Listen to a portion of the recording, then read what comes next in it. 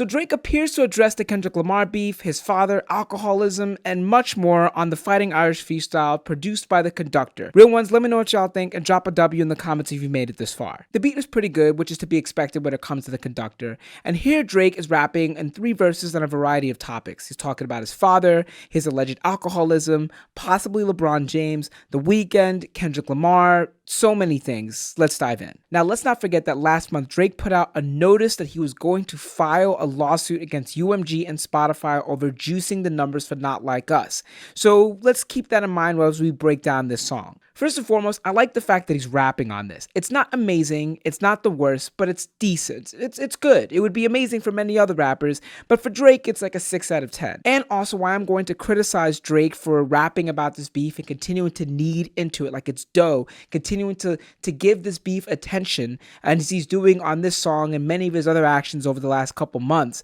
I am also going to empathize with him a little bit, because sometimes you would want a rapper to talk about what is on their mind. And if this is continually what's on Drake's mind, it makes sense for him to rap about it. In the first verse right here, he has this bar: "The world fell in love with the gimmicks. Even my brothers got tickets. Seemed like they loved every minute. Just know this shit is personal to us and it wasn't just business." It feels like Drake is always rapping about people double-crossing him. Mr. No Friends in the Industry has apparently no friends in the industry. And when he saw the pop out, when he saw all of those people there, especially LeBron James, I'm sure Drake was sitting there being like, oh wow, these people are snakes. Now, people were hinting that that previous line I read was about LeBron James, but I don't necessarily think so. But I think this one could be. Right here. Remember we traded watches? I gave you that Arabic dial. You gave me a numbered edition. You would even check up on my son like a pediatrician.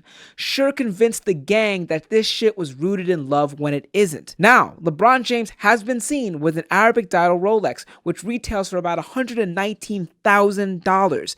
Now, at the end of the day, all of this whole beef is just rich nigga shit. Okay? When Drake was beefing with Rick Ross and they were talking about who had the bigger compound in Miami, that is rich nigga shit. So Drake's sitting here feeling like he was double crossed by another rich person, you know, when he used to trade watches with him, the way that we used to trade Pokemon cards. It just makes this whole thing comical, coming from somebody that is like solidly middle class, maybe lower class with the way these videos are hitting lately, but that's a whole nother story. Link to donates in my bio. And also, it makes me wonder, did Drake wish LeBron James a happy 40th? Like, I would love, just for a brief moment, to be in the room when either of them has to decide what to answer to the text that was sent or received.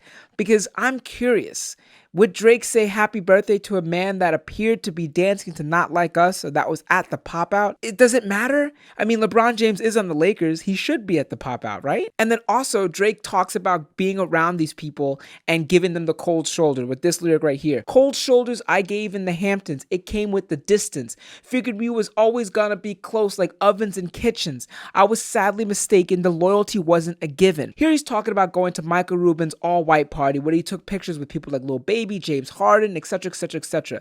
It was basically the party to say that, hey, look, I'm still cool in these streets. People still like me.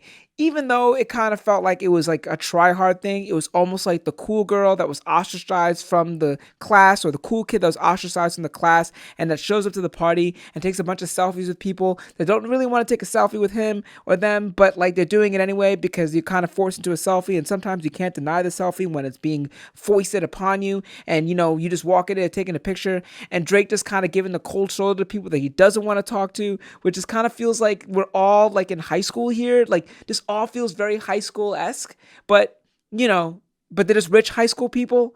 But anyways, the point I'm trying to make here is Drake clearly was at that all-white party, and he was clearly giving people the cold shoulder in the summer. Now, on the second verse, I think Drake is talking about The Weeknd. He mentions getting his gate shot up back in May, but it's this line that really leads me to believe that it's about The Weeknd right here. 6 degrees, my memories retrieving our humble beginnings. Niggas wanted trouble, grab the shovel and dig up some ditches. Now, I butchered the read of that, but the point that I'm trying to make is The Weeknd coming up in 2010, 2011, and 2012, 2013 even, right? Drake was the biggest artist on the planet, but definitely the biggest artist in Toronto at the time.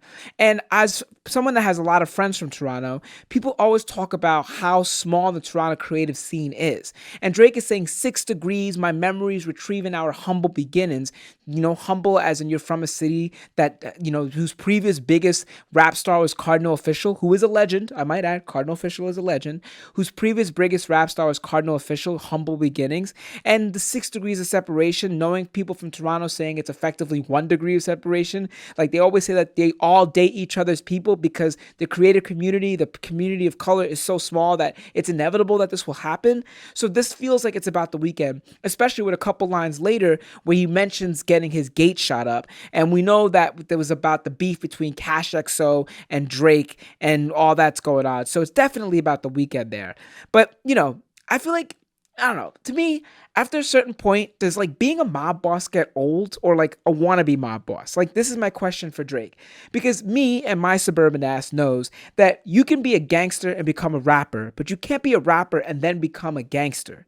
Like, I don't want to explain that to y'all because I don't necessarily have the street cred to explain that. Maybe there's somebody in the comments that will explain it.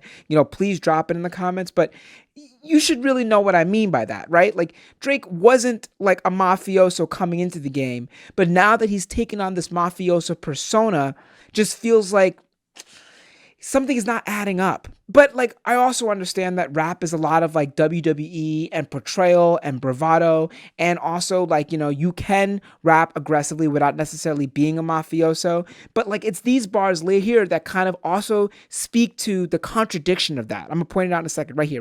Niggas started effing with my family. I'm going to prison. And we all crashing out together. My brother's complicit. Who put a pipe bomb in your trunk? It was an exhibit. I'm trying to blow the doors off that bitch when you touch the ignition. But then I gotta remember who made this shit come to fruition. It's like the first line, niggas started effing with my family, I'm going to prison, doesn't agree with the final line. But then I gotta remember who made this shit come to fruition. And if I'm correct, Drake rapped about this on another song, which is escaping me right now. But the idea of like you wanted to crash out and do crazy things, but you gotta remember that you're Drake, you're an international superstar, and you can't be involved in these things. Which speaks to my earlier point. You can't become a rapper. You can't become a gangster when you're already a rapper. You could become a rapper after being a gangster. See Westside Boogie, see Griselda, see Young Thug, see Future, see Jay-Z, see all of these people. You could do that. You can't go the other way around. Because when you go the other way around, it's like, is your crash out really valid? If you weren't crashing out when you're broke, why are you crashing out when you're rich? And then, the third verse is where it becomes clear that he's talking about Kendrick Lamar here. He says, who's got the most to lose and who's in that other position? Signal conversations, boy. I hope they got double encryption. I hate to see the empire crumble on judges' convictions. So remember when Drake filed that aforementioned notice to suit or notice to file a lawsuit back in December, what I was just talking about before? This is speaking directly to that. And if there are any NatSec encryption people in my comments, let me know. But can a subpoena actively unclaw what a signal encryption is? Like how does that work? Because it feels like Drake is basically saying that, hey, I'm going to put y'all into discovery. And if you were talking about ways of how to screw me in the comments, and if you were talking about ways to screw me, I'm going to be able to find that out through discovery. But like the quick double whammy, it's like the discovery is also going to be turned on you as well, because people are going to be able to pull your comments and pull what the things that you said. And I don't know, the whole thing just seems like, come on, bro, come on. And this honestly gets to the crux of this video and what I've been thinking about with Drake's recent actions over the last 6 months, especially since this beef has ended and it was clear that Drake had lost it. Who is advising this man?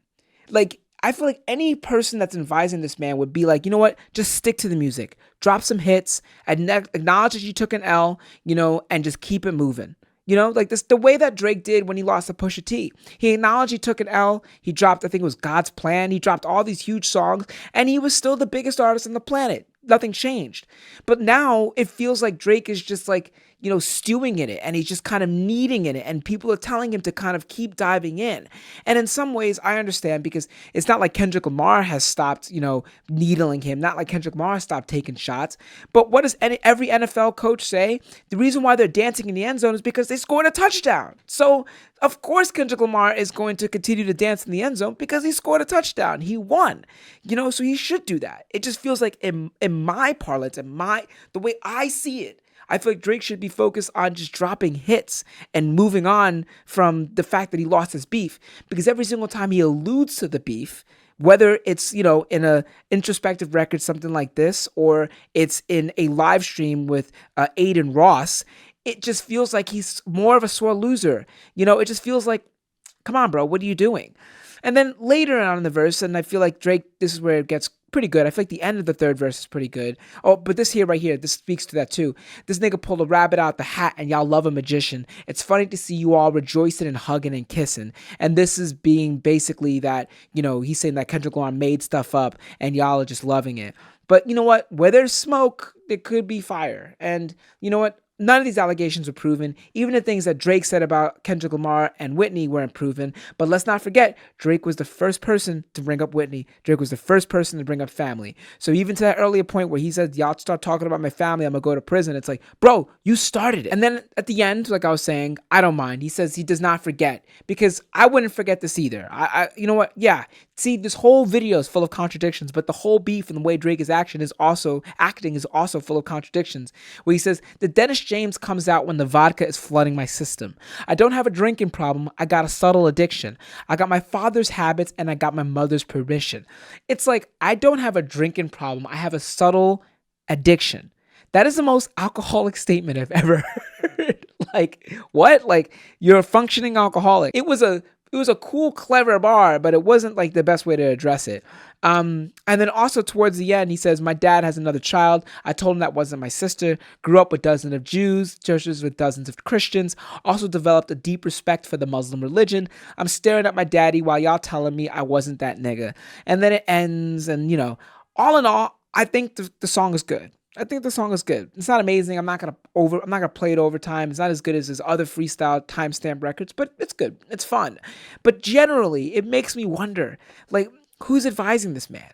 Because if I were advising him, if I were one of Drake's boys, I would be like, yo, bro, I think you should drop this. I think we should just focus on making music, because I feel like the more we stick to this, the more we keep mentioning this, it's just doing us a disservice. But that might get me kicked off of the private plane. And if that gets me kicked off of the private plane, I'm going to do whatever it takes to not get kicked off the private plane. So maybe I will tell him to keep crashing out. Maybe I will. Anyways, drop a W if you made it this far. Let me know what y'all think. It's your boy Jacques. Shout outs to the real ones. I'll see you on the next one. Follow, like, and subscribe if you haven't. Hit that notification bell. Peace.